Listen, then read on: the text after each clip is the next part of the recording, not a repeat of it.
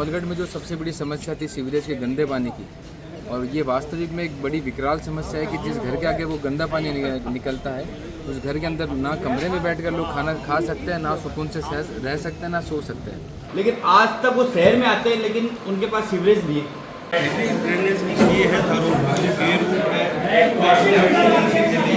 उसमें इतनी सी पाइप डाली गई है, एक घर का उसमें पेशाब नहीं जा सकता, वो पूरी कॉलोनी का मैला कैसे जाएगा? यही स्थिति हर कॉलोनी की है। तो ये एक बहुत बड़ा भाग्यशाली नेटवर्क हमारे कश्मीर में बिछा दिया गया है। अब इसमें अब आपके ये प्रोजेक्ट मैनेजर है, आप सब लोग हैं, कैसे इसका निदान करेंगे? मुझे तो नहीं लगता है इसका कोई वेस्टेज नहीं हो, सदुपयोग हो। फंड दिया गया है, सरकार पैसा दे रही है, तो उसका ऐसा सदुपयोग हो कि ये वो पाइपें हैं, आप चेक तो करके देखिए किस कॉलोनी में क्या है। ये आगे सक्सेस हो ही नहीं सकता। प्रेजेंटली जो पोजीशन हमारी सीवरेज की बनी हुई है, वो कतई ही सफल नहीं हो पाएगी। सारे तो वो मेनू टूटे पड़े, उनके ढक्कन टूटे पड़े, तो उनके चारों तरफ कचरा पड़ा है, जगह जगह मैला सड़क पर क्यों आता है? इसके ऊपर सोच सकते हैं। इतनी बड़ी सी पतली पाइप डाल रखी तो वो तो बंद होगी, 4 घरों से ही बंद हो जाएगी, इधर से भी बंद हो जाएगी, तो ऊपर ही जाएगा, आगे तो ड्रेन मुक्त तो होगा ही नहीं।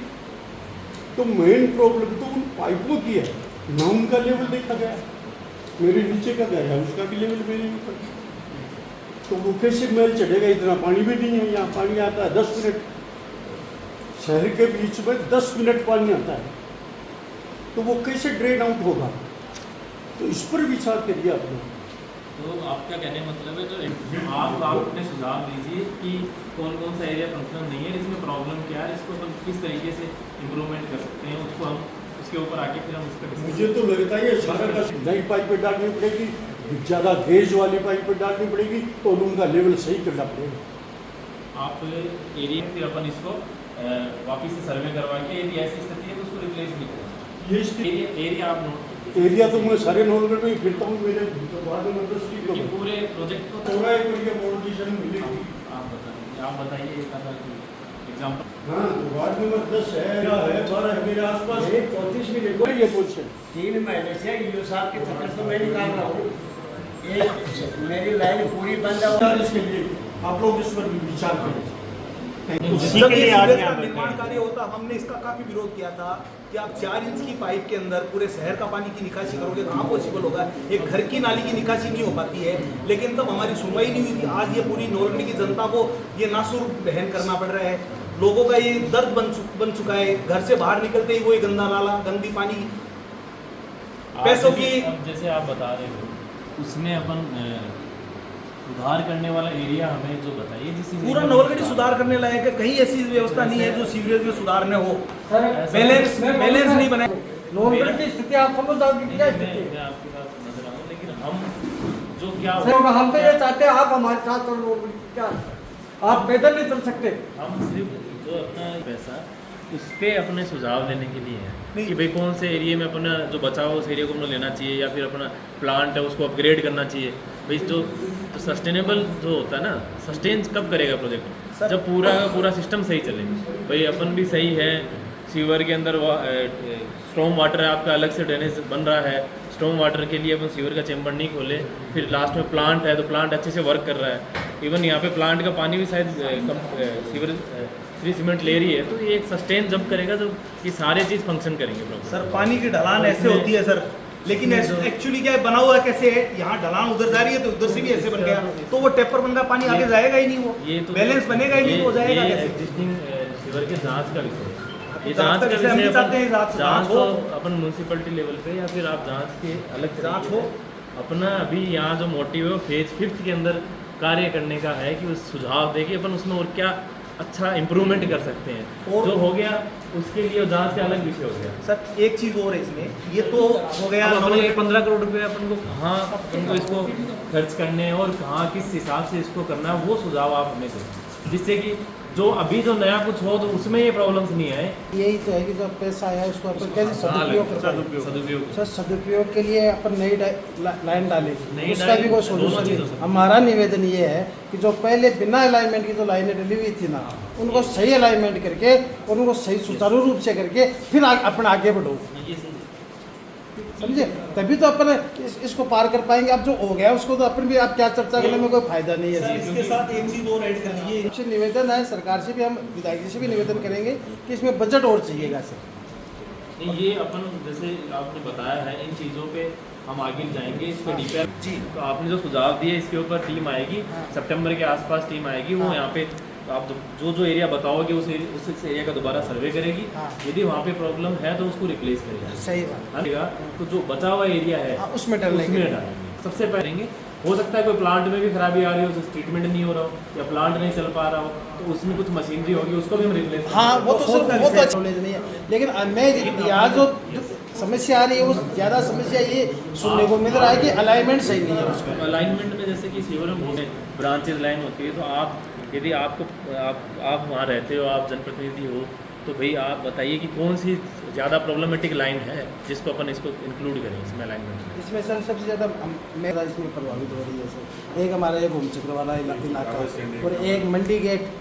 लिखने सर एक तो घूम चक्कर बकरा मंडी, एक छोटा बस स्टैंड, एक डेरा वाली नाटी पौधार कॉलेज के पीछे। ये सब जो आपको पॉइंट बता रहे हैं ना, इसमें एक्चुअल में क्या समस्या है कि ये नीचे रह गई। एक प्रॉब्लम है कि बारिश में जनरेट होती है, एक होती है जो 365 दिन बनी हुई है। हाँ। तो जो 365 दिन बनी हुई है उसको आप उसको ज़्यादा मुख्यतः प्रायोरिटी दिए, क्योंकि बारिश में तो क्या है कि एक एक्स्ट्रा डिजाइन फैक्टर से ज़्यादा 4 वार्ड है, 7 में रेगुलर सर एक मेरे वार्ड में सर एक ऐसी समस्या है, क्या सीवरेज के चैम्बर के अंदर वाटर बॉक्स की पाइपलाइन हो सकती है? मेरे वार्ड में है, ऑन रिकॉर्ड है, मैंने उसको चालू नहीं करवाया सुचारू।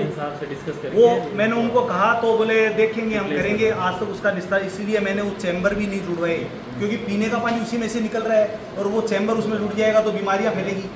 तो वो भी एक शोध का विषय, उसको भी आप वापस सुचारू करवाइए।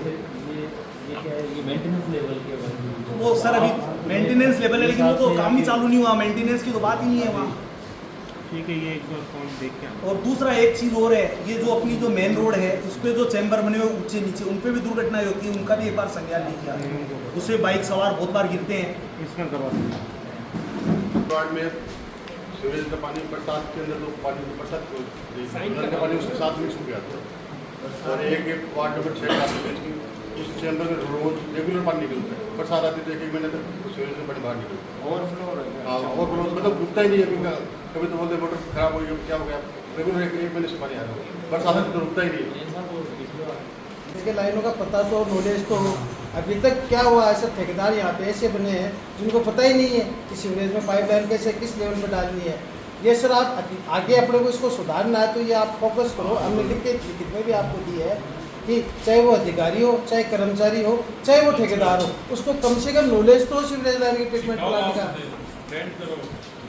उसका समाधान के लिए जो राशि आप लोगों को मिली है, ये तो ठीक है, भाजपा सरकार का हार्दिक धन्यवाद, उन्होंने पुनः हमें 14.5 करोड़ रुपए दिए हैं और वो राशि बढ़ाने के लिए लगातार एमएलए साहब प्रयास करें। लेकिन जो पुरानी समस्या जो गलतियाँ हुई है, क्या उनका आप किस तरह से निराकरण करेंगे, ये भी रोड मैप में तो आइडेंटिफाई करेंगे।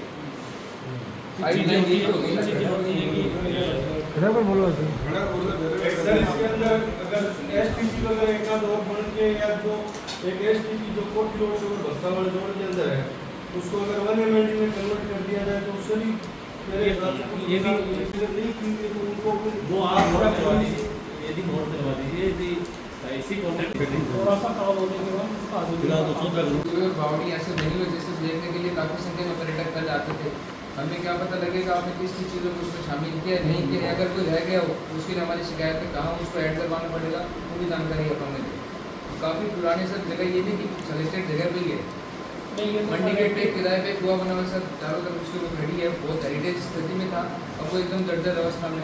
बावड़ी गेट पर राजा राम का कुआ जो था सर, वो बहुत काफ़ी लोगों को पानी पिलाने का काम करता था, वो उसी एरिया में बावड़ी गेट, उसके सौंदर्य आप लोगों ने उसमें ऐड किया कि नहीं किया? सेकंड स्टेज में तो उसमें अभी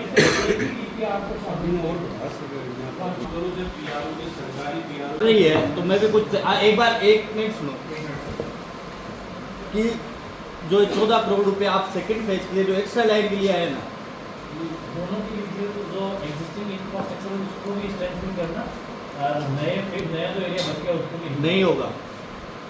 ये 14 करोड़ तो आपके या जो टेक्निकल जो एरिया चल रहा है ना उसमें खत्म हो जाएंगे। लगभग 30% भाग शहर का अभी भी बच रहा है जो सेकंड फेज के लिए अभी भी रुपए, कुछ हमारे वार्ड जैसे 45 वार्ड हैं तो लगभग 10 से 20% वार्ड ऐसे हैं जहाँ तक अभी तक सीवरेज लाइन उन्होंने जगह, अब आपने कैसे आकलन किया था वो आपकी है, लेकिन आज तक वो शहर में आते हैं लेकिन उनके पास सीवरेज नहीं है, वो आज भी सीवरेज से वंचित है। तो मेरा बोलना ये है कि सबसे पहले जो 14 करोड़ है ना, अब 14 करोड़ आपकी जैसे STP है, ठीक है, वहाँ पे आप टेक्निकली मैं बात कर रहा हूँ मशीनरी की, ग्राउंड की बात बाद में करेंगे। वहाँ की आपकी स्क्रीनिंग देखी आपने, चल रही है सही? नहीं मैं आपसे आप टेक्निकल आए हो, आप अधिकारी हो, ठीक है ना, आप स्क्रीनिंग चल रही है? नहीं देखा, आप देखना, ठीक है ना। उसके बाद आप आ जाओ पंपिंग स्टेशन, आपका ये बकरा मंडी पे आप आओ, कितनी मशीन होनी चाहिए वहाँ? 3 आपने वहाँ ब्लॉक लगा रखे, 2 मशीन है वहाँ। ये आपकी डिपार्टमेंट कर रहा है, क्या कर रहा है हमें उससे उसके वजह से लगभग पूरे मोहल्ले में या जहाँ पे भी ओवरफ्लो हो रहा है, कारण जितनी उसकी कैपेसिटी है उससे डबल पानी वहाँ पहुँच रहा है। अब उसमें 3 है, 3 में क्या होना चाहिए पता है क्या वहाँ क्या स्थिति हो रही है कि अगर एक बंद होती है तो उसका वेट करना पड़ता है कि जब ये ठीक होगी जब जाके ये पानी, लेकिन वहाँ आपने स्लोट दे रखे 3, उसमें 2 तो कंटिन्यू चलनी चाहिए और 1 रिजर्व में रहनी चाहिए, लेकिन आज तक उसका, ये आपकी मशीनरी की बता रहा हूँ, तो ये 14 करोड़ तो आपको वहीं लगाने पड़ेंगे। अब रही बात आगे की, तो आप अगर 50 करोड़ भी यहाँ दोगे ना, जब जाके ये व्यवस्था, मैं मेरा विचार बता रहा हूँ आपको, मैं आपको मेरा विचार बता रहा हूँ, 50 करोड़ आपको देने चाहिए। MLA साहब ने प्रयासों से 14 करोड़ आए हैं ना, और मैं तो आप बोलना चाहूँगा, मैं उनको भी बोलूँगा, नवलगढ़ के हित के लिए मैं उनको भी बोलूँगा, और वो कर रहे हैं। लगभग 50 करोड़ रुपए अगर शहर के लिए आते हैं, जब जाके ये व्यवस्था सही होती है, क्योंकि हमें मतलब है कि नवलगढ़ की व्यवस्था कैसे ठीक हो, जो लोग हैं उनकी समस्या कैसे ठीक हो। हम आपको ब्लेम नहीं कर रहे, लेकिन हम चाहते हैं इसका समाधान, ठीक है, समाधान में टेक्निकली भी समाधान हो और ग्राउंड में भी समाधान हो। अब ग्राउंड में समाधान आपकी, जैसे अभी खंडेलवाल जी ने बताया, आपको अच्छा सुझाव दिया, आपको MLD जो स्टोरेज है वो बढ़ानी चाहिए।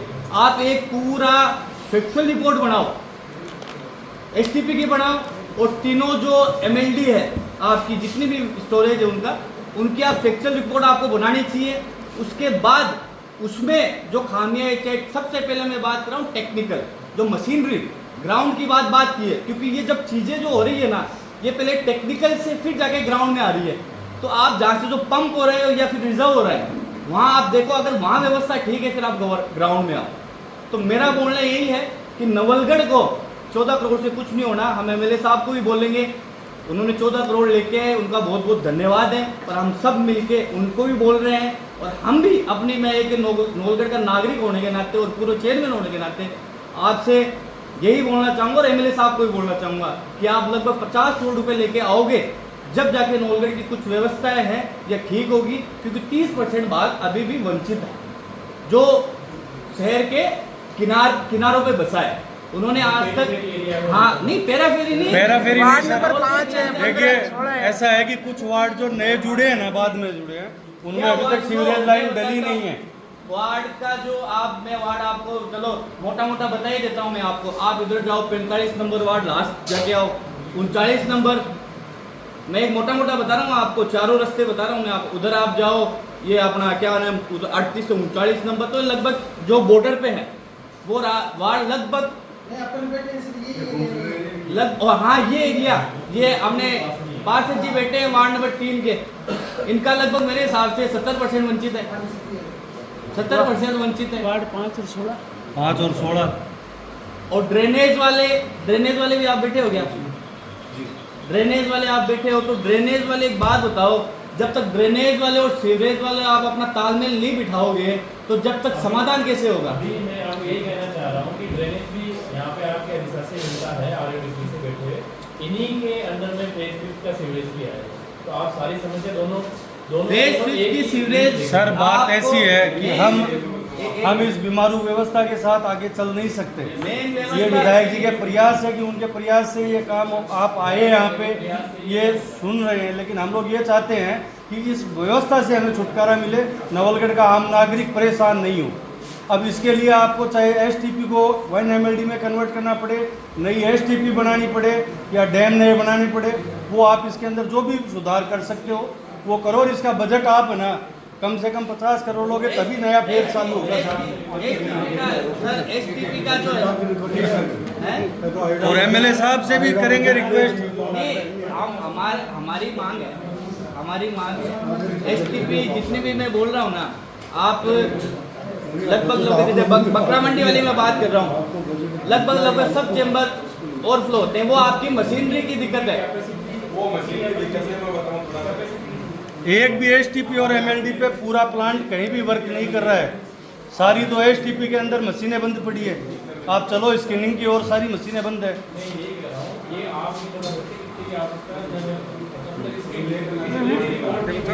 हम हमारी ज़रूरतें तो बता सकते हैं ना आपको, वो तो आप उसमें कोऑर्डिनेट करेंगे। मैंने सर आप सुनो, आपको हमने मोटा एक आप फैक्चुअल रिपोर्ट लो। नहीं, इनका एक समाधान ये भी हो सकता है कि ये बंद करके वापस नाले चालू कर दो, वो काम बढ़िया है, नाले चालू कर दो। एक तो मैं ये बता दूं, EO साहब भी बैठे हैं यहाँ। सर एक काम तो आप ये करवाइए कि जहाँ जहाँ सीवरेज डली है आसपास के लोगों ने क्या किया है कि सब नाले उसी में जोड़ दिए। तो आप ये काम इसको सुचारू करवा दो कि अगर नालियाँ दोबारा से बन जाएं तो बाकी का पानी नालियों में निकल जाएगा, सीवर का पानी सीवर में निकल जाएगा।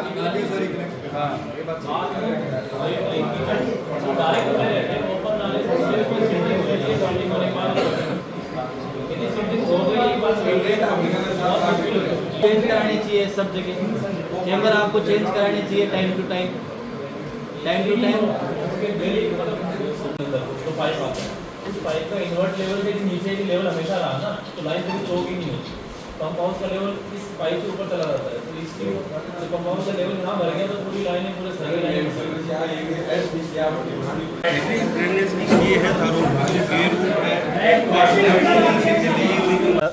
जिला और उपखंड प्रशासन के सहयोग से RUDP के माध्यम से संवाद का आयोजन किया गया है, जिसमें राज्य सरकार द्वारा RUDP फेज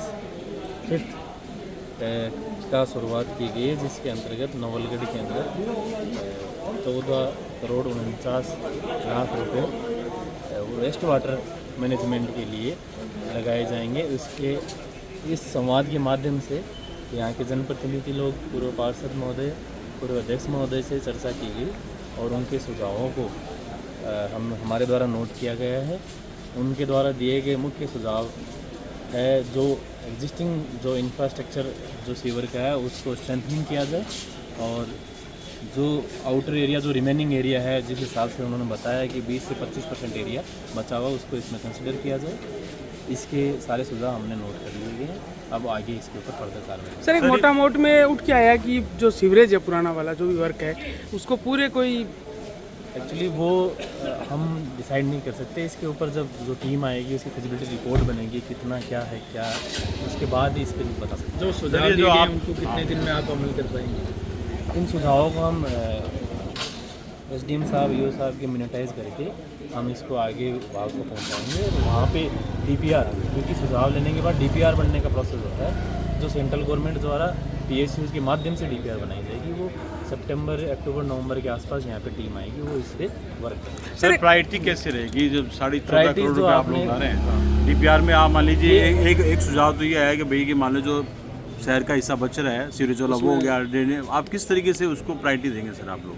प्रायोरिटी जो आपने जो हमें सुझाव दिया है कि पहले एग्जिस्टिंग को फिजिबिलिटी रिपोर्ट बनाएं, फिर उसके बाद उसकी DPR बनेगी, कितना अमाउंट आएगा, फर्दर में भी अमाउंट बढ़ भी सकता है और कम भी हो सकता है, वो हम जब वो अमाउंट आएगा उसके बाद हम उसको आगे भेजेंगे, फिर उसका अप्रूवल आएगा। सर टोटल कैलकुलेट करके, जैसे मान लीजिए कि एक ऑप्शन था कि भाई ये अभी जो अव्यवस्था बिगड़ रही है, अलाइनमेंट आउट है, कैसे मान लीजिए या तो उसको दुरुस्त करेंगे, उसके बाद में जहाँ शेष है उसको पूरा कर तो अगर एक्स्ट्रा डिमांड होगी, मतलब 14.5 कंप्लीट नहीं हो तो जब होगा, यदि ये जो आपका मेंटेनेंस का पार्ट है, यदि पुराने सीवरेज के मेंटेनेंस का पार्ट था तो इसी कॉन्ट्रैक्ट से करवाया जाएगा। ओके। और यदि इस कॉन्ट्रैक्ट का पार्ट नहीं है तब वो नए कॉन्ट्रैक्ट में शामिल है। सर एक बात ये भी रहती है कि ठेकेदार चेंज हो गया, क्या ठेकेदार को चेंज हुआ है या ये एक्चुअली मैं सिर्फ फेज 5 के लिए आया हूँ, या आपको पुराने यहाँ पे नगर पालिका है जिन्होंने काम कराया उनसे आप पूछे तो ज़्यादा बेटर। तो इनका पैसा कहाँ से पास आउट नगर ये एजेंसी कौन होती है? एशियन डेवलपमेंट बैंक है और वर्ल्ड बैंक ने अब की बार इसको वित्त पोषित किया है इस पर। जो आपके फेज 4 के ड्रेनेज की और ब्यूटिफिकेशन का काम ऑलरेडी चल रहा है दिल्ली में, वही एजेंसी इसको फंडिंग करेगी। तो अब आप लोगों की जो रिपोर्ट जाएगी वो कौन से बेस पे जाएगी?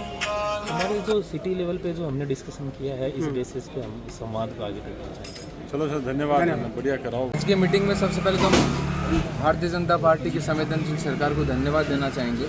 नवलगढ़ में जो सबसे बड़ी समस्या थी सीवरेज के गंदे पानी की, और ये वास्तविक में एक बड़ी विकराल समस्या है कि जिस घर के आगे वो गंदा पानी निकलता है, उस घर के अंदर ना कमरे में बैठकर लोग खाना खा सकते हैं, ना सुकून से रह सकते हैं, ना सो सकते हैं।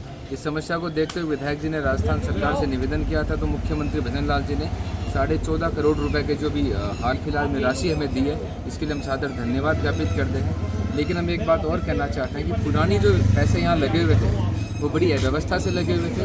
हमने आज ये सवाल उठाए कि जिस तरीके से नवलगढ़ थाने में या किसी भी थाने में एक जनता की एक सोसाइटी बनी हुई होती है जो लगातार मॉनिटरिंग करती है कामों पर।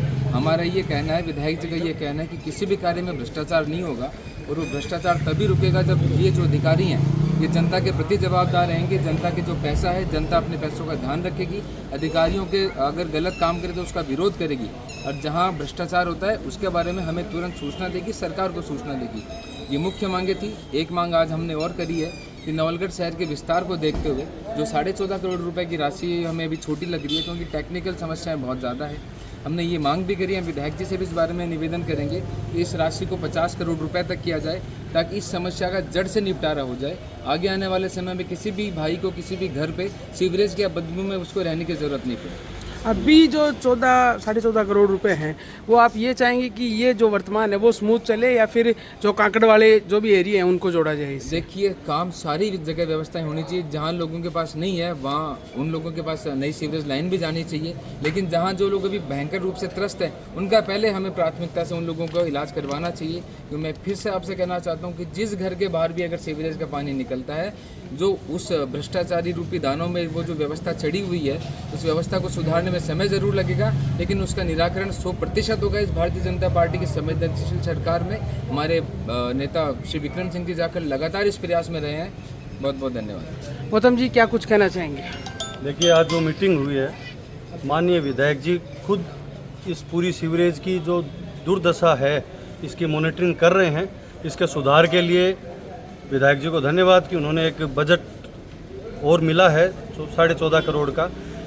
हम ये चाहेंगे कि जो ये व्यवस्था चल रही है, बीमारू व्यवस्था, इससे नवलगढ़ की जनता, आम जनता को निजात मिले, और जिन वार्डों में नहीं अभी शुरू हुआ है या लाइनें नहीं डली है तो उनको भी सुविधा से जोड़ा जाए। लेकिन ये भ्रष्टाचार की भेंट जो पहले चढ़ चुका है उस हिसाब से ये कार्य नहीं होगा, क्योंकि माननीय विधायक जी और सभी लोग मिलकर एक साथ बैठकर इसकी पूरी एक कमेटी बनाएंगे, जिससे कि आगे जो भी काम हो वो सुचारू और इतना बढ़िया काम हो कि किसी को उसकी वजह से नवलगढ़ के नागरिक को तकलीफ नहीं हो। धन्यवाद।